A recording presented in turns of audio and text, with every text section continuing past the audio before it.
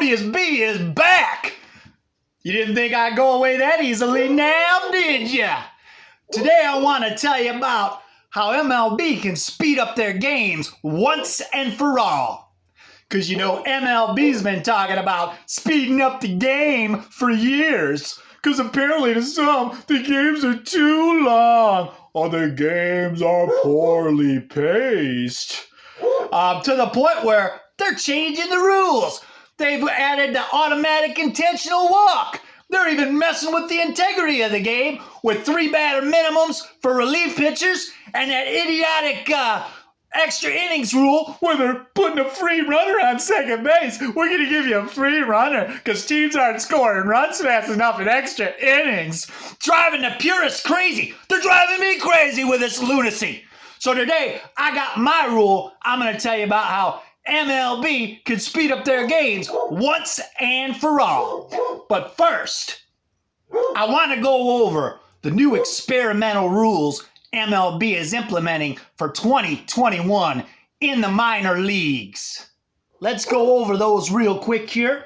Here you see 2021 MLB experimental rules for minor league baseball. Now, at the AAA level, what they're going to do, they're going to have slightly larger bases with less slippery surfaces. I guess the bases are too small and they're too slippery. Sounds fair enough to me. At the AA level, they've got a rule now. Infielders must remain within the infield dirt until a pitch is thrown. I guess that's an attempt to try to eliminate the shift, right? Because players now, you know, they only hit to one way. They only know how to pull the ball. They don't know how to drop a bunt down. They don't know how to go to the opposite field anymore. So, you know, instead of making players learn the fundamentals to try to figure out how to beat the shift, we'll just eliminate it. Okay, sounds like a good idea to me. What else? High A level. The new rule is going to be pitchers must step off the rubber completely on pickoff attempts. Seems like a fair enough rule to me. At the low A level, in the West, they're going to introduce a 15-second pitch clock, which I'm on board with, as long as they enforce it. Why not? They're also going to do robot umpires in the Southeast and the low A minor league level on balls and strikes. Interesting rule. But this is the one I want to talk about today. Ties into my solution for speeding up the games. At the low A level, they're going to have a limit now of 2 pickoff attempts per plate appearance.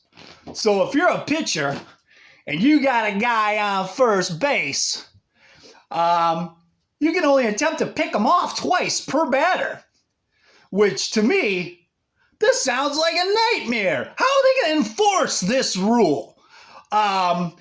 Because if you try to pick a guy off, after the second time, you're basically awarding the guy an automatic stolen base. Because once you make that second pickoff attempt, the guy's going to know you can't throw over again, so he's just going to go ahead and take second base. How are they going to enforce this?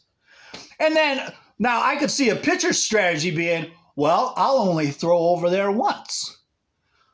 But then, you're going to have runners figure out that, well, they're only throwing over once. So after one pickoff attempt, I can take second base. It sounds like a nightmare, but I got a way to fix that because it's actually a step in the right direction. But I got an idea how they can fix that.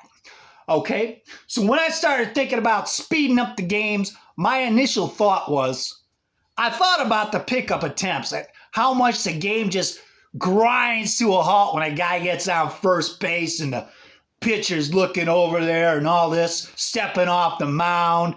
It just really sucks the life out of the game. So I thought about, my initial thought was, why not just eliminate leading off? Let's go to the softball rule where the runner's got to stay on first until the ball leaves the pitcher's hand. How about that? You eliminate leading off. You eliminate all this pickoff nonsense. But the more I thought about it, it's a bit silly. We don't want to change the game to softball. So I came up with another idea. It's called the leadoff box. That's right. Runner gets on first base. He's got a 6-foot limit on a length of leadoff. Because I was thinking about what would be an ideal leadoff length.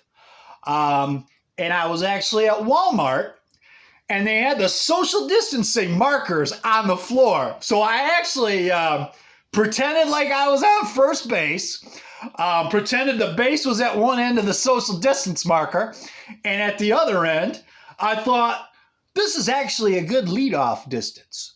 We'll put him in a box, 6 feet. You got to keep 1 foot inside the leadoff box until the ball leaves the pitcher's hand.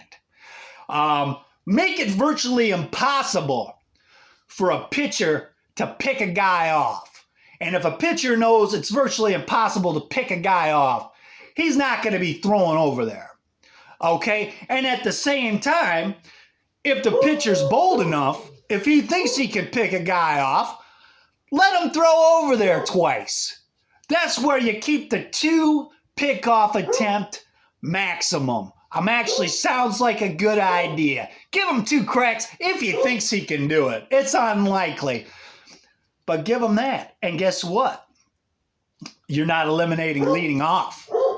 Granted, you're going to reduce the number of stolen bases. But who cares?